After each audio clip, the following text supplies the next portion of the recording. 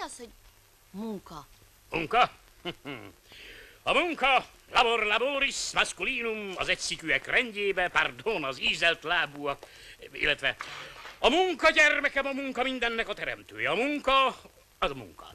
Aki nem dolgozik, ne is egyéb. Imádkozzál és dolgozzál. Munkával dicsérjük a teremtőt, mert a teremtő is munkával teremtett. A munka felszabadít. A munka változtatja az embert állattá, pardon, éppen fordítva. A munka mindennek a kezdete, a szorgalom, ugye, amely a munka alapja, előbb-utóbb diadaltarat. Aki nem dolgozik, az ne... Pardon, ezt nem mondtam. Tehát munkával mindent elérhetsz. Ha szorgalmasan dolgozol, még dolgozó nő is lehet belőled.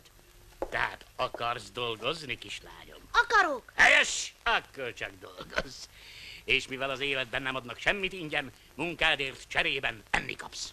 Akkor adj nekem enni, és én megdolgozom érte. Ja. Tudod, mi az a könyök puszi? Nem.